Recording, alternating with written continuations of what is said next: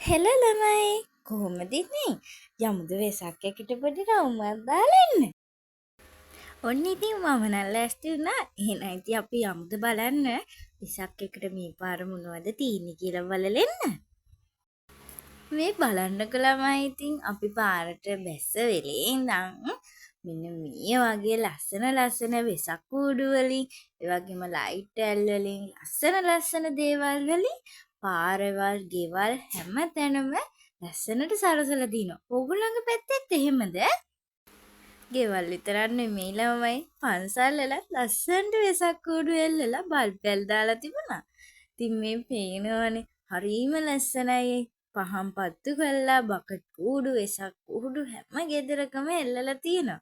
මේ තියෙන ඉතින් බල්බ් වලින් නිර්මාණය කරපු ලස්සන ධර්ම චක්‍රයක්.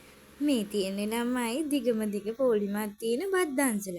අපි නම් ඉතින් ඕකේ නතර කළේ නෑ. අපි දිගටම ඉස්සරහට ගියා.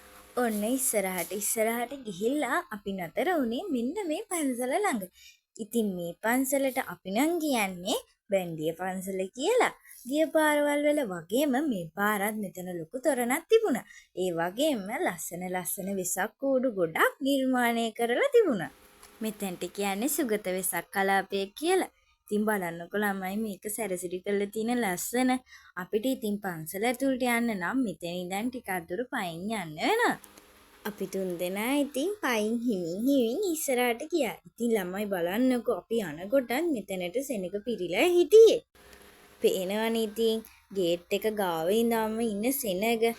ඉතින් අපි යනකොටත් තොරණ විවෘත කරලා තිබුණේ නැහැ. මේ තොරණේ කතාවස්තුව වෙන්නේ නන්දියේ දෙව්පුත් කතාවස්තුව. තොරණත් තාම විවෘත කරලා නැති හින්දා අපි තුන්දෙනා ගියා තව තියෙන්නේ මොනවද කියලා බලන්න. ඉතින් බලන්නකො ළමයි හැම තැනම බල්බ් වලින් ලස්සනට සරසලා තියෙනවා. මේ පේනවනේ ඉතින් මෙන්න ඒ පාර අස්සෙන් පුංචි පොනික්කියකුත් ඉන්නවා. මේ පේනවනේ ඉතින් ළමයි තාම මුකුත් විවෘත කරලා නැහැ. ඉතින් අපි මෙතනට ගිහිල්ලා තියෙන වේලාසනනේ. ඉතින් මෙන්න මේ කට්ටිය වගේ අපි දුන්දෙනා බිමි වාඩිගෙන බලාගෙන හිටියා මේක කීයටද විවෘත කරන්න කියලා. ඔව් ළමයි මේ ඉන්නේ අපි තුන්දෙනා තමයි. ඔය ඉන්නේ ඉතින් බිමින් ඉඳගෙන. පේනව නේද ළමයි එන සෙනඟ. ඉතින් මේ තොරණ විවෘත කරන්න ලං වෙනකොට තමයි ගොඩක් කට්ටිය මෙතනට ආවේ. ඔන්න ඉතින් රතින් එහෙම දාලා තොරණ විවෘත කළා.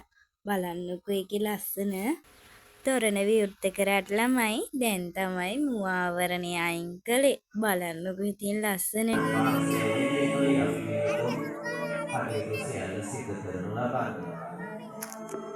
ඔන්න ඉතින් ඊට පස්සේ අපි ගියා අර කලින් වහලා තිබුණු වෙසක් කූඩු ටික බලලෙන්.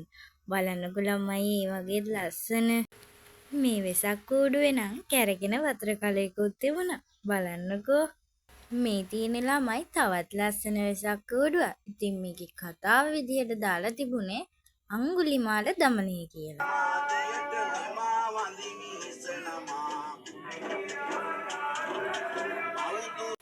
මේ තියෙන ළමයි තවත් ලස්සන වෙසක් කූඩු නිර්මාණයක්. ඉතින් ළමයි මේකේ නම මට මතක නෑ. හැබැයි ලස්සනට නිර්මාණය කරලා නම් තිබුණා. එන්නකෝ යන්න තව ලස්සන එකක් බලන්න. මේ බලන්නකෝ මේක කොහොමද කියලා. හරිම ලස්සනයි නේද? මේ තියෙන ළමයි තවත් ලස්සන වෙසක් කූඩුවක්. මේකේ කතා පුවතත් අඟුලිමාල දමනය කියලා තමයි ගාලා තිබුණේ. වෙසක් කූඩු ටික බලලා ඉවර වෙලා අපි දැන් මේ යන්නේ ගෙදර. ඉතින් අපි යන්න හිතාගෙන හිටියේ ගෙදර වුණාට ඔන්න බලන්නකෝ ඉතින් අපි ගෙදර යන පාරෙම අයිස්ක්‍රීම් දන්සලක් තිබුණා. ඉතින් අපි තුන්දෙනාත් එක්කම හිමීට අයිස්ක්‍රීම් දන්සලට ගිහිල්ලා අයිස්ක්‍රීමුකුත් ගත්තා.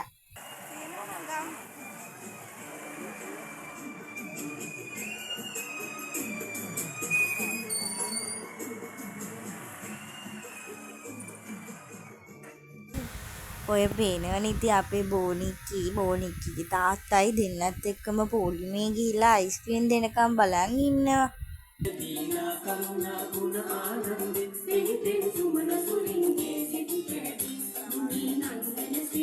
ඔය ඉතින් එතනින් ගත්ත අයිස්ක්‍රීම් තමයි. මේ නම් හවස දන්සලකින් ගත්ත අයිස්ක්‍රීම් එක. මේකත් හවස දන්සලගෙන් හම්බුනේ ක්‍රීම් සරුවත් එකක්. මේ අපේ අම්මලා ගෙදර. ඒගොල්ලෝ මේ පාර විසක්කයකට සරසලා තිබුණේ මෙන්න මේ විදිහට. ඔන්න ඔය විදිහට තමයි අපි මේ පාර වෙසක් සමරුවේ. ඉතින් ළමයි අපි ගෙදර යනවා කියලා හිතුවට අපි අන්තිමට ගියේ අපේ අම්මලා ගෙදර. ඔය පේනවනේ ඒගොල්ලෝ ලස්සනට සැරසිලි කරලා තියෙනවා. තවත් දවසක ලස්සන වීඩියෝ එකකින් හම්බ වෙනකන් ඔයාලා හැමෝම පරිස්සමින් ඉන්න. මගේ වීඩියෝ එක අවසානය වෙනකම් බලන් හිටපු අහන් හිටපු ඔයාලා හැමෝටම ගොඩාක් ස්තුතියි.